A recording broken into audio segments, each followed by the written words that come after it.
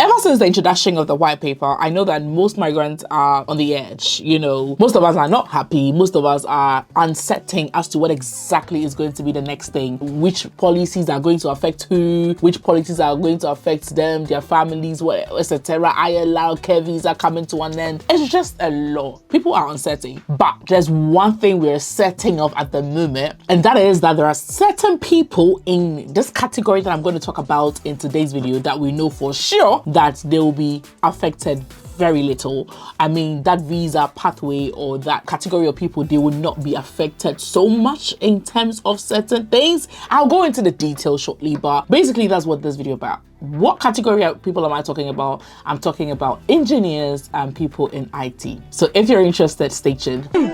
Stop that. So hi guys, welcome once again to my channel. My name is Nana Griselda. On this channel, I talk about nursing. I talk about opportunities for people to relocate abroad and life in the UK as an immigrant in general. So if these are topics that interest you, please consider subscribing. So it's not just nurses that come to the UK. It's not just doctors and care workers that come to the UK. Actually, there's another kind of profession, you know, teachers come to the UK, and this other category of people, we actually have engineers and IT personnel that come to the UK. They've been coming, just like doctors and nurses and all of that. But a survey was done, or research was done by the MAC. So when I say the MAC, I mean the Migration Advisory Committee. So what is the MAC, for those of you hearing the MAC for the very first time? So the MAC is that organization that, like I said, the Migration Advisory Committee. They do a lot of research on current visa pathways, on current policies and all of that. And then they advise the Home Office or the Home Secretary to enable them to make, you know, policies or make changes to certain immigration policies and all of that. They are a big deal, okay? And the Home Secretary does take their advice quite seriously, okay? So the MAC just recently released a comprehensive review of how the UK's immigration system and companies in the UK hire IT and engineering professionals, okay? So we know that they did one for the care visa, which led to all the changes and, you know, even the care visa coming to an end. You know, they realized a lot of loopholes in the system and all of that.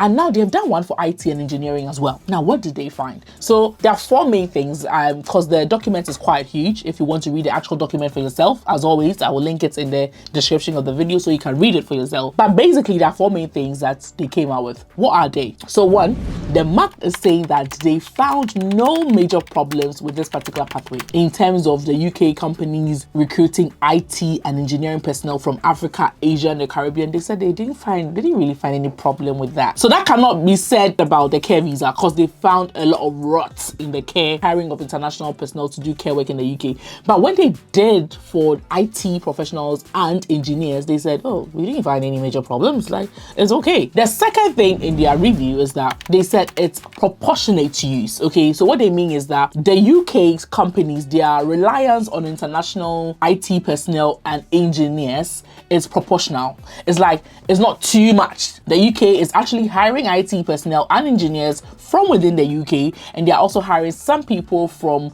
overseas, like Africa, Asia, and the Caribbean, and it's a fair balance. It's proportional. It's okay. It's not like care work where thousands of people were flying in every day just to be working in the care sector. With IT, it was actually proportional. So that's the second thing that they came out with after their review. Now, what's the third one?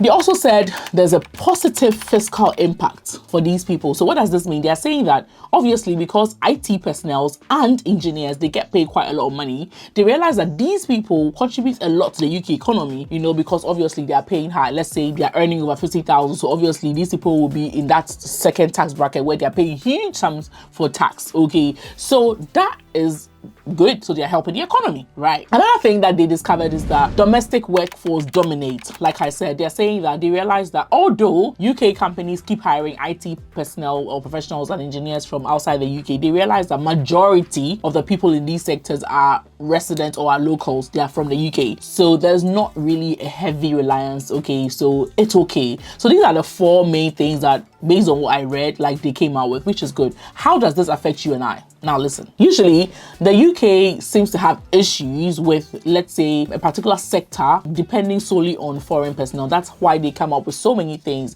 like say they're cutting down NHS funding. Now even if you pass IELTS and CBT as a nurse overseas, it's difficult to get a job to come and work in the UK unless you're coming to work for a private company. If you want to work for a government hospital or you want to work for the UK's NHS now, it's extremely difficult to actually get a job. Like they've cut funding. The UK is trying to make, you know, nursing appealing to people or local residents or British people and Irish people in the UK, so that the UK will not heavily rely on foreign personnel for these things. So usually it bothers them when a particular sector totally depends on foreign personnel. They don't like it, okay? And that is when sometimes they introduce very strict measures, like the care sector like this. That is how come now they said that, oh no, too many people are coming, so now let's stop them from bringing dependents. And then, okay, now they're even ending it completely in this month of June. It's coming to an end, okay? So this is good. That means that not much will be done to target this sector just yet, because they think it's proportionate. They think those people get paid very well, so they are less likely to, you know, claim benefits when they come, and then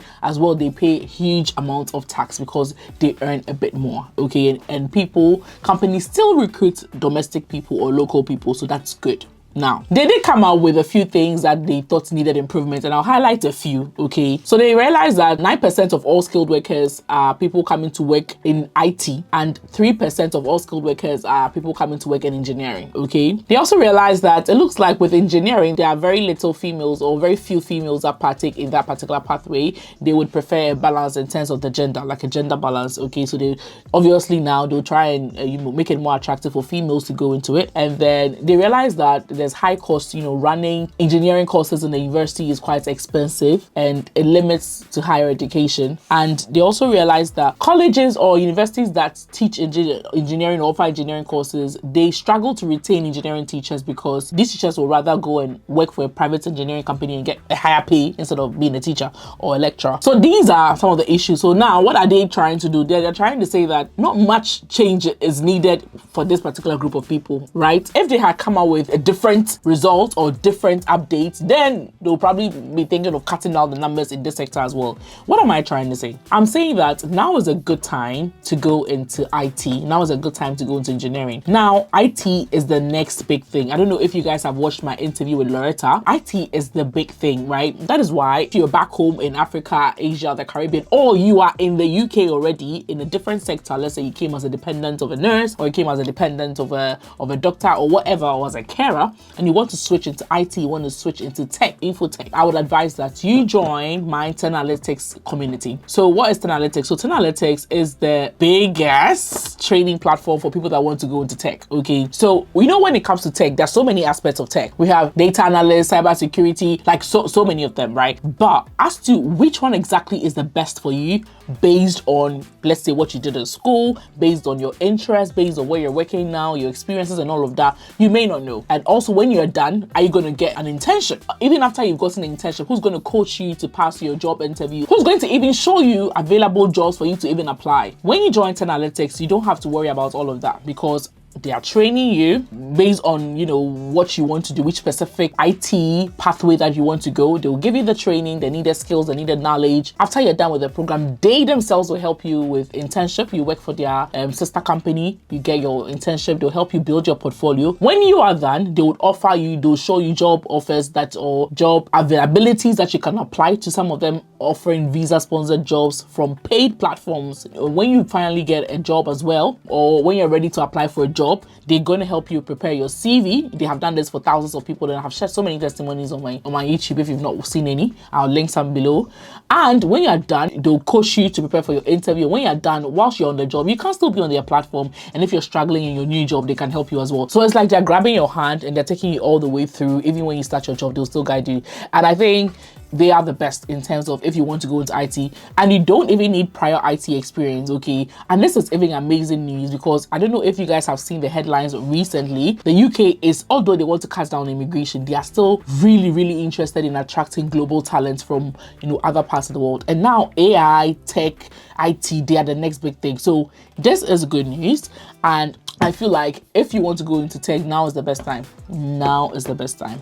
Okay. So kudos to companies that recruit IT personnel from Africa, Asia, and the Caribbean, and they recruit engineers as well. And apparently, you guys, there's no issue with the immigration pathway. Not much. Not many issues. And the Mac things, not much needs to be done. I mean, it's okay. So they should continue. This is great for anybody who's interested, because if you wanted to become a carer, now the pathway is closed. But if you wanted to do IT, apparently there's no issues on that pathway. So therefore, decide for yourself. Thank you guys so much for watching. Bye.